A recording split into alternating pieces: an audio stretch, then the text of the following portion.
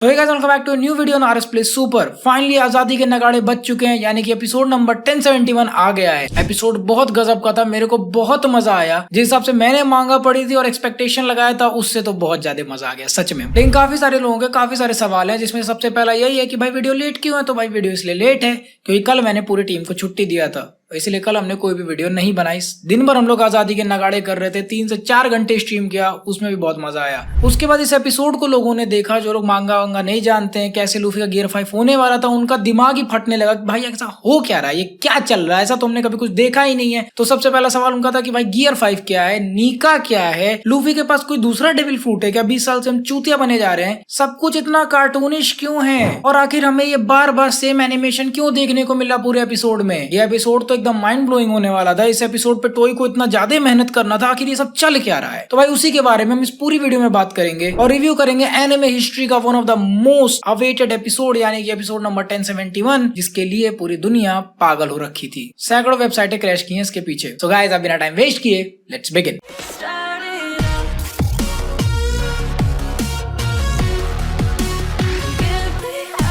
Gear 5 आ चुका है और सच में उस दिन इंटरनेट नहीं काम कर रहा था। बहुत सारे वेबसाइट्स जैसे कि क्रंची रोल, एनी वॉच, सोरो.to, आई थिंक दोनों सेम ही है, और 9 एनिमे पाए, जितने भी वेबसाइट्स हैं जो हम लोग यूज करते हैं एनिमे देखने के लिए, क्योंकि obviously one piece legally available नहीं है इंडिया में, तो ऐसे नहीं तो वैसे देखना ही था। ये सारी की सारी वेबसाइटें पूरी तरह से डाउन थी। तुम स्क्रीनशॉट देख सकते हो, सर्वर का टाइम आउट हो रखा है, लोग देख नहीं पा रहे हैं, वीडियो नहीं प्ले हो रही है, और सभी के सभी पागल थे। लिटरली मेरा स्क्रिप्ट राइटर भाई मुझसे कह रहा है भाई कहां से देखूं मैं अनिकेत, यार मेरी हेल्प कर दे भाई। यार मेरी किस्मत अच्छी थी, डिस्कॉर्ड वालों ने ड्राइव पे अपलोड करके मेरे को दे दिया, तो तुम लोगों ने नहीं ज्वाइन किया डिस्कॉर्ड तो जाके ज्वाइन कर लो। मैंने एक टेम्परेरी डिस्कॉर्ड सर्वर बना रखा है जब तक ये नीका वाला हिसाब चल रहा है। अगर मैं अपने पर्सनल एक्सपीरियंस की बात करूं तो भाई मुझे ये वाला एपिसोड देखने में इतना मजा आ रहा था, इतना ज्यादा मजा आ रहा था कि भाई तुम जानते हो यूजुअली मैं लाइव स्ट्रीम पे डिस्कस करता रहता हूँ एपिसोड देखते हुए, और हम अपना रिएक्शन स्ट्रीम कर रहे होते हैं, ना कि पूरा का पूरा एपिसोड। मेरे से कंट्रोल नहीं हुआ इस बार, मैंने कहा माँ चुदान गया चैनल, बहन चुद माँ चुदान गया कॉपीराइट स्ट्राइक। मैंने डायरेक्ट स्ट्रीम कर दी पूरी की पूरी एपिसोड अपने आरएस प्ले सुपर चैनल पे। इतना ज्यादा मेरे को मजा आ रहा था, वो मैंने रिकॉर्ड किया, और भाई सच बता रहा हूँ, ये देखो रिएक्शन देखो तुम।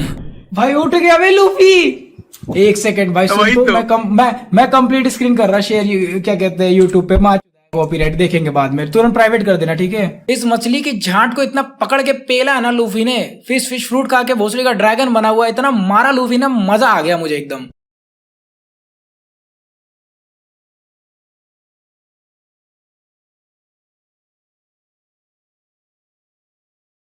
अब देखो मुझे पता तुम्हारे अनलिमिटेड सवाल है, ठीक है, तो तुम्हारे सवालों पे बात करेंगे। पहले थोड़ा सा एपिसोड के बारे में बात करते हैं। तो एपिसोड नंबर 1071 डायरेक्ट अडेप्टेशन है पूरे के पूरे चैप्टर नंबर 1044 का, शुरू से लेके अंत तक। ये सिर्फ चैप्टर नंबर 1044 है, कोई भी पहले का और आगे का चैप्टर इसमें नहीं है। यूजुअली होता है बट इस बार हमें पूरा सिंगल चैप्टर देखने को मिला। लेकिन चैप्टर और एपिसोड के टाइटल में फर्क है। चैप्टर का टाइटल था वॉरियर ऑफ लिबरेशन और एपिसोड का टाइटल है अटेंड गियर 5। बेसिकली एपिसोड का टाइटल पूरा मार्केटिंग के लिए लिखा गया है। देखो ये जो तुमने 24 मिनट में से 8 मिनट का मास्टरपीस देखा है ना, ये ऐसे ही नहीं बना, इसके पीछे बहुत गजब के दिमाग लगे हुए हैं। इसके बारे में बहुत डिटेल में मैंने बात की थी, बट यहाँ पर थोड़ा सा हल्का सा रिवीजन कर लेते हैं और एक ऐसे बंदे के बारे में बात करते हैं इसके बारे में हम बात करना भूल गए थे और शायद उसको इनफ क्रेडिट नहीं मिलेगा इस एपिसोड के लिए। सबसे पहले डायरेक्टर की बात कर लेते हैं। डायरेक्टर का नाम है तात्सुया नागामिने। इनके बारे में मैंने तुमको बता रखा है कि ये भाई बंदा एक बहुत ही बड़े लेवल का जीनियस है। इस बंदे ने ड्रैगन बॉल से लेके डिजिमोन वगैरह बहुत बड़े बड़े एनिमेस पे काम किया। इवन ड्रैगन बॉल सुपर की पूरी मूवी इसने डायरेक्ट की थी। तो आप ऑलरेडी समझ लो कि ये आदमी कितने ज्यादा टैलेंटेड है इंडस्ट्री में।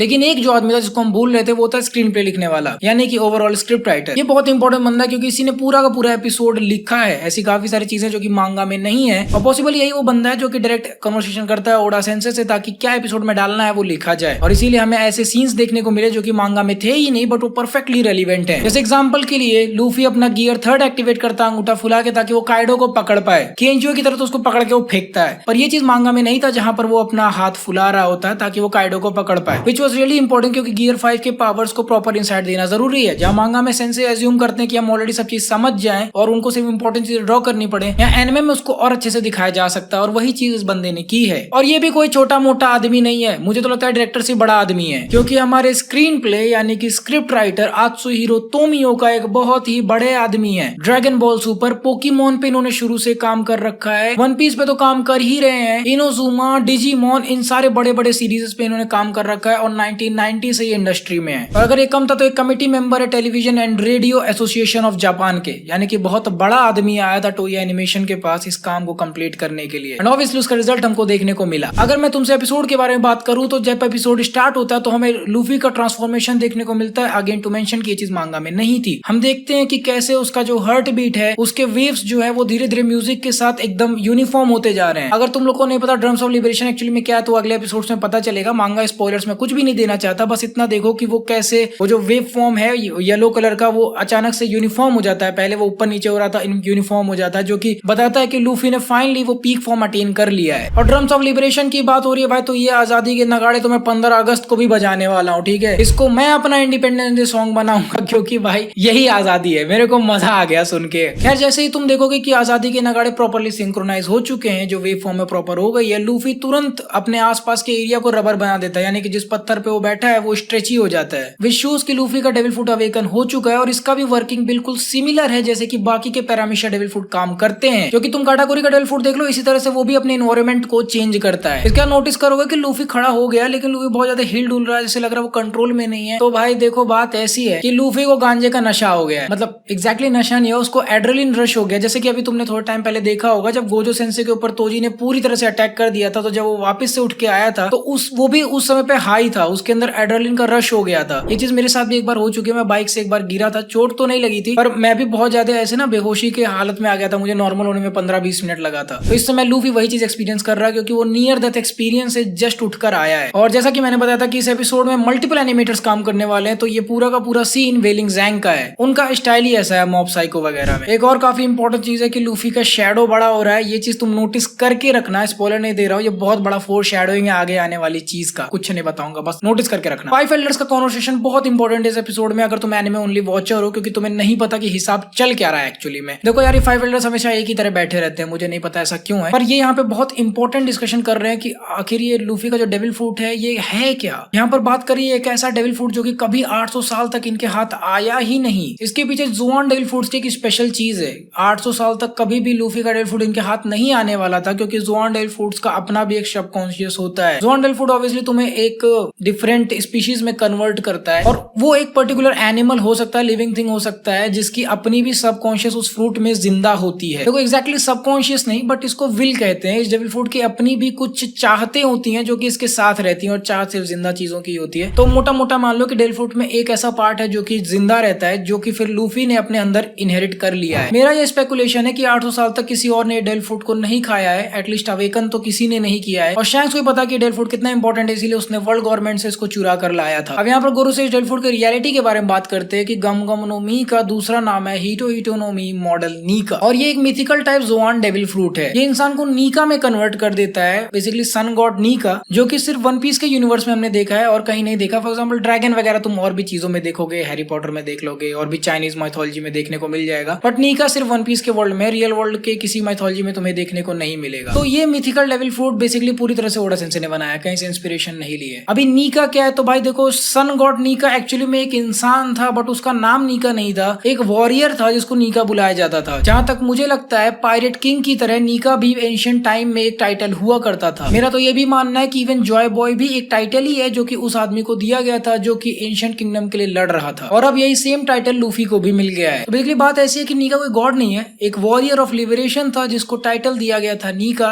जो कि काफी सारे स्लेव्स को फ्री किया था और इनके लिए फाइट किया था। उसके पास भी यही सेम डेविल फ्रूट था, इसीलिए डेविल फ्रूट का भी नाम मॉडल नीका पड़ गया। और यहीं से डेविल फ्रूट वाला क्वेश्चन भी ले लेते हैं कि क्या लूफी ने दूसरा कोई डेविल फ्रूट खाया था और हमें गलत नाम पता था। यहाँ पे अगर हम गोरोसे की बात सुन लें और फिलहाल के लिए मान लें कि वो सच है, तो गोरोसे ने क्लियरली बोला है गम गम नो मी का दूसरा नाम है हीटो हीटो नो मी मॉडल नीका। इससे क्लियरली स्पेसिफाई होता है कि लूफी ने जो डेविल फ्रूट खाया था ये दोनों ही नाम इसी डेविल फ्रूट के हैं, कोई अलग डेविल फ्रूट नहीं खाया था लूफी ने। और यहाँ पर गोरोसे ये भी बोलते हैं कि 800 साल पहले जो बंदा नीका था उसके पास भी ऐसी ही रबरी एबिलिटीज थी। तो यहाँ पर अगर तुम्हें कहीं सुनने को मिला होगा कि लूफी के इमेजिनेशन की वजह से वो रबरी है, तो भाई ऐसा नहीं है, वो रबर का ही बना हुआ, उसकी बॉडी ही रबर की है। ये नीका डेविल फ्रूट का प्लस पॉइंट है जो कि उसको मिलता है, जैसे कि काइडो को स्केल्स मिलते हैं अपने बॉडी पे। और तुम लोग ये भी सोच रहे हो अगर ये ज़ुआन डेविल फ्रूट है तो भाई फिर इसका हाइब्रिड फॉर्म कहाँ है, तो भाई बात ऐसी है कि हीटो हीटो नो मी है, यानी कि ह्यूमन डेविल फ्रूट। तो अगर ह्यूमन ने ह्यूमन फ्रूट खाया तो वो ह्यूमन ही रहेगा। तो इस तरह से लूफी हमेशा ही हाइब्रिड फॉर्म में रहता है, और इस हाइब्रिड फॉर्म का जो प्लस पॉइंट है जो कि हर ज़ुआन डेविल फ्रूट के साथ मिलता है, जैसे जैसे कि तुम देखोगे CP0 वाला लूची जो है वो टाइगर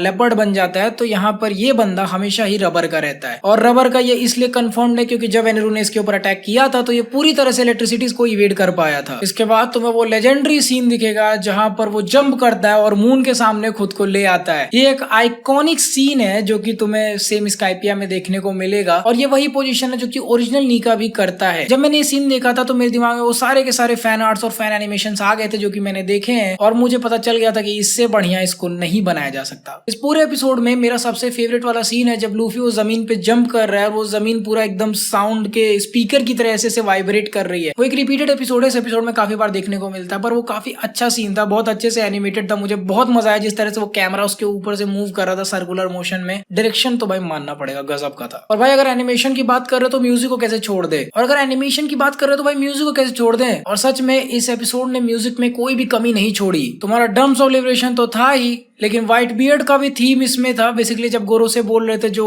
बैकग्राउंड म्यूजिक चला था वो व्हाइट बियर्ड का थीम है। पूरा का पूरा वानो का भी थीम था जो कि स्लो मोशन में हियोरी प्ले कर रही थी। एंड उसके बाद ओवरटेकन का एक नया वर्जन जो कि ड्रम्स ऑफ लिबरेशन के साथ मिक्स करके बनाया गया था, और ये चार OSTs इसमें इंक्लूड किए हैं। वो भी हम एक्सक्लूड कर रहे हैं एंडिंग म्यूजिक के साथ। इसमें एंडिंग म्यूजिक भी इंक्लूड किया गया है जो कि बहुत सही था यार, मजा आ गया उसको भी सुनने में। गोरोसे के सीन के बाद जब वापस से लूफी देखने को मिलता है तो नोटिस करोगे इसका हाकी बहुत ही ज्यादा स्ट्रांग हो गया है। मतलब इस बार तो बहुत पूरी तरह से ये काइडो और उनके सारे सबऑर्डिनेट्स को इन्फ्लुएंस कर रहा है अपनी हाकी से। तो भाई इसका मैं अभी नहीं बताना चाहता ये क्यों हो रहा है और कैसे लूफी ने अपनी हाकी को इतना स्ट्रांग कर लिया, इतना ज्यादा वो रिकवर कैसे हो गया, ये तुमको आगे वाले एपिसोड में पता चलेगा। लेकिन यहीं पर तुम नोटिस करोगे वही वाला सीन तुम्हें दोबारा देखने को मिल रहा है जहां पे वो लूफी जंप कर रहा था पत्थर के ऊपर और उसको रबरी बना दिया था। ये एनिमेशन तुम्हें 3 बार देखने को मिलेगा पूरे एपिसोड में, और कई बार तो तुम्हें लूफी का जंपिंग एनिमेशन भी कई बार देखने को मिलेगा। मून के तरफ जंप करते हुए भी 2-3 बार देखने को मिल जाएगा। तो भाई काफी सारे रिपीटेड सीन्स हैं जो कि लोगों को नहीं पसंद आ रहे थे इस एपिसोड में। बेसिकली लूफी को लोग पूरी तरह से फाइट करते हुए देखना चाह रहे थे, मतलब पूरा का पूरा कॉम्बैट ही चाहते थे लोग, लेकिन वो चीज हो नहीं पाया। देखो भाई बात ऐसी है कि आगे जो फाइट्स है ना वो बहुत भयंकर होने वाले हैं, तो उनके लिए कंप्लीट एपिसोड चाहिए, और इस एपिसोड में और भी चीजें इंक्लूड करनी थी मांगा से, जैसे कि जो स्टोरी चल रही थी हियोरी वाली। गियर 5 को अवेकन भी इसमें करके दिखाना था, लूफी का डेल फूड के सीक्रेट के बारे में भी बताना था। तो इतना टाइम नहीं था इस एपिसोड में कि पूरा दिखा दें, और लास्ट में जो कॉन्वर्सेशन है वो बहुत इंपॉर्टेंट थी अगले एपिसोड के लिए। तो इसीलिए इस एपिसोड को यहीं पर कंक्लूड कर दिया गया जहां पे एग्जैक्टली चैप्टर नंबर 1045 खत्म हुआ था। पूरी तरह से ओडा सेंसे को इसमें रिस्पेक्ट दिया गया है उस एपिसोड उस चैप्टर के लिए जिस पर ये एपिसोड बेस्ड है स्टार्टिंग से लेके एंड तक। इसीलिए तुम्हें कुछ रिपीटेड सीन्स दिखेंगे जो कि इस एपिसोड को फिल करने के लिए डाले गए थे। इतने बेकार भी नहीं थे कि तुम पूरी तरह से इस पे हेट फैलाने लगो भाई। वैसे भी एनिमे को हर हफ्ते आना है यार, तो एक ही बार में सारा थोड़ी ना दिखा सकते हैं। थोड़ा सा समझो, अभी बजरंग बली का रेफरेंस मिलने वाला, थोड़ा समय तो दो बिल्डअप के लिए यार। खैर इसके बाद तुम्हें लूफी की फाइट देखने को मिलेगी, और इसी से सवाल आता है कि आखिर गियर 5 की पावर्स क्या है। देखो मैंने और सभी ने बोला था कि आप लोग रेडी नहीं हो गियर 5 के लिए, और ये सच है। इसको हम लोग बस मजाक में नहीं बोल रहे थे, ये सच्चाई है। हम खुद भी नहीं रेडी थे गियर 5 के लिए जब वो मांगा में आई थी, क्योंकि बहुत एब्सर्ड लग रहा था, समझ में नहीं आ रहा था हो क्या रहा है। ये तो रबरी आदमी है चलो मान लिया, दूसरा डेविल फूट है चलो मान लिया, पर भाई ये अजीब से पावर क्या हो रहा है, ये लूनी टून्स क्यों चल रहा है, ये टॉम एंड जेरी क्यों चल रहा है, कार्टूनिश क्यों हो रहा है हिसाब, ये चीज नहीं समझ में आ रही थी लोगों को, इंक्लूडिंग मी।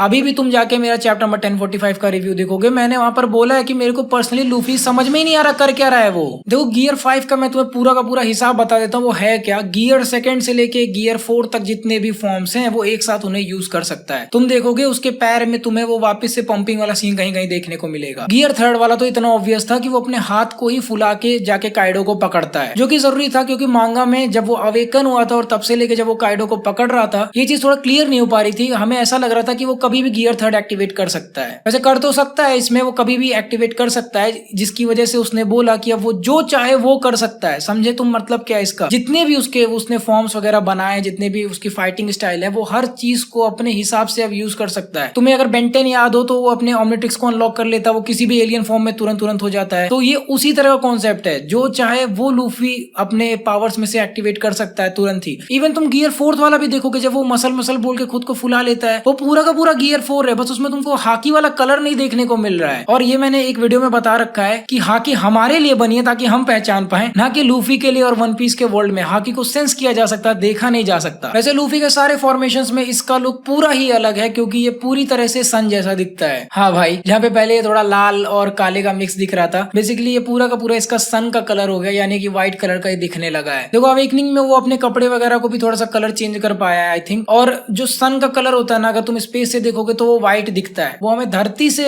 येलो दिखता है क्योंकि उसके सन के जब रेज आते हैं तो काफी सारे चीजों से होते हुए आते हैं। और इसलिए लूफी को सन वाला कलर दिया गया ताकि वो पूरे के पूरे नाम को सूट करे, यानी कि सन गॉड नीका। लूफी का जो गियर 4 वाला फॉर्म है, जब वो पूरा का पूरा मसल अपने आप को फुला के जाके काइडो को पंच करता है, तो वो वाला पूरा एनिमेशन मुझे लगता है कि तात्सुया कोजीमे ने किया हुआ है, जो कि इस एपिसोड के one of the key animators में से एक है। इस फॉर्म में लूफी ने काइडो को बहुत पेला है भाई, उठा के इधर उधर पटका है ना, जो मजा आ गया देख के। इस मछली के झांट को इतना ही मारना था यार, और ज्यादा मारने की जरूरत है बेसिकली, लेकिन मजा बहुत आया यार देख के।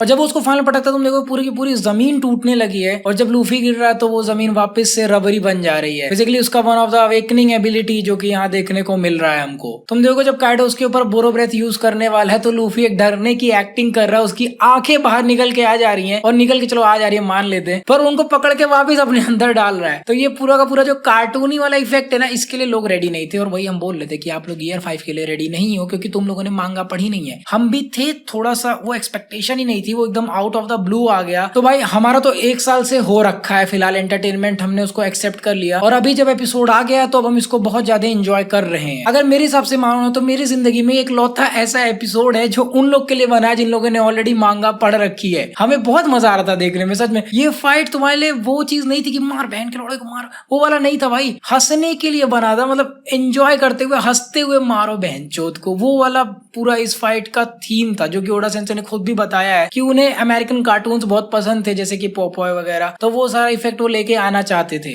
देखो मुझे पता है इसका कोई साइंटिफिक एक्सप्लेनेशन नहीं है अगर तुम खोज रहे हो तो, और वन पीस में काफी सारी चीजों का एक्सप्लेनेशन नहीं है। पूरे के पूरे एनिमे वर्ल्ड में या एंटरटेनमेंट वर्ल्ड में जो फिक्शन है उन चीजों का कोई साइंटिफिक एक्सप्लेनेशन नहीं है। फिर चाहे तुम हैरी पॉटर ले लो या डीसी कॉमिक्स ले लो। देखो डीसी कॉमिक्स का मैं तुम्हें सीधे से बता दूं, सुपरमैन एक एलियन था जो कि आया था, डीसी कॉमिक्स ने उसको पॉपुलराइज किया, तो जाके तुम गोकू को एक्सेप्ट कर पाते हो कि गोकू एक एलियन है जो कि आया हुआ है। ये सच है, ठीक है। और सिर्फ उसी वर्ल्ड में नहीं, सॉफ्टवेयर इंडस्ट्री में बता देता हूँ यार, तुम इंस्टाग्राम में जब रील्स आया था लोग उसको नहीं एक्सेप्ट कर रहे थे, बट अभी रील्स इंटीग्रल पार्ट बन गया, सबको रील्स चाहिए यार, बिना रील्स के किसी का काम नहीं चल रहा। तो ये उसी तरह का है, थोड़ा कुछ ज्यादा ही नया कॉन्सेप्ट आ गया, लोग थोड़ा सा एक्सेप्ट नहीं कर पा रहे हैं, बट है इंटरेस्टिंग, ये बात मान लो। और आगे चल के जब तुम इस चीज को देखोगे ना, किस तरह से लूफी कितने भयंकर फॉर्म में जिस तरह से वो काइडो की पिटाई कर रहा है ना, और क्यों काइडो हारता है इसके पीछे एक बहुत ही एक रीजन है, फेनोमेनल रीजन है, जो कि तुमको एक्सप्लेन मैं कर दूंगा बाद में अगली वाली वीडियो में, अगली की अगली जब भी रिव्यू करूंगा तब तुम्हें समझ में आएगा कि आखिर काइडो हारा क्यों, और क्यों ये फॉर्म इतना अमेजिंग है। इसको अभी नहीं इसका एक्सप्लेनेशन खोजो, थोड़ा सा वेट करो, ठीक है। जैसे कि तुमने अदर एनिमेस के लिए वेट करते हो, इसके लिए भी थोड़ा सा वेट कर लो। और भाई देखो जो लूफी का हंसने वाला मैटर है ना, खेल रहा है, कूद रहा है इधर उधर, ये सब वो क्यों कर रहा है इतनी सीरियस फाइट में, तो मैंने ऑलरेडी तुम्हें बता दिया, उसके अंदर एड्रेनलिन का रश आ चुका है। अभी अभी वो मर के जिंदा हुआ, तुम समझ रहे हो ना, वो चीज तुम सर्च कर लेना एड्रेनलिन रश क्या होता है, एग्जैक्ट उसका नाम नहीं याद आ रहा, पर वही वाली सेम चीज हुई है जो गोजो सेंसे के साथ हुई थी, और वो अपने ट्रू पर्सनैलिटी में आ चुका है, जिस तरह से वो हुआ करता है। तुम्हें पता लूफी के अंदर बच्चे की आत्मा है यार एक तरह से, तो पूरा का पूरा तुम्हें वही देखने को मिल रहा है यहाँ पर। खैर पूरे एपिसोड का तो सबसे मस्त पार्ट वो था जब काइडो अपना बोरो ब्रेथ यूज करता है, सोचता है इससे वो उसको जला देगा, लेकिन लूफी नीचे से वो जमीन को ही रबरी बना देता है, एंड इवन वो क्या होता है कि उस पर लड़ता है और फिर वापस से वो ट्रैम्पोलिन की तरफ वापस हो जाता है उसकी काइडो की तरफ। तो बेसिकली चीजों को रबर नहीं बना रहा है, वो हर उस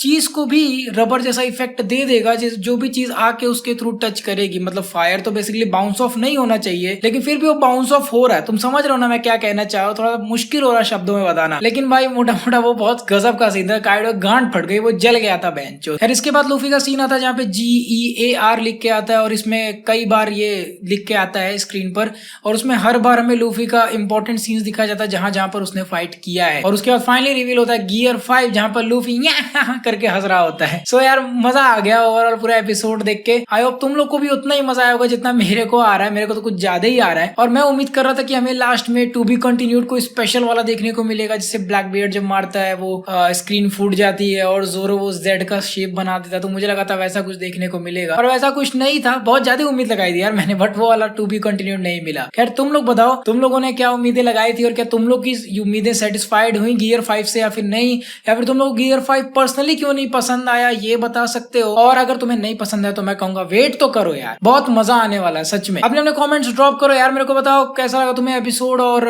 मैं तुम लोगों से मिलूंगा अगले वीडियो में। एक्सप्लेनेशन वीक टू पीक में लेके आने वाला हूँ, कल लेके आऊंगा, सो तब तक के लिए वेट करो। Until the next video, play on.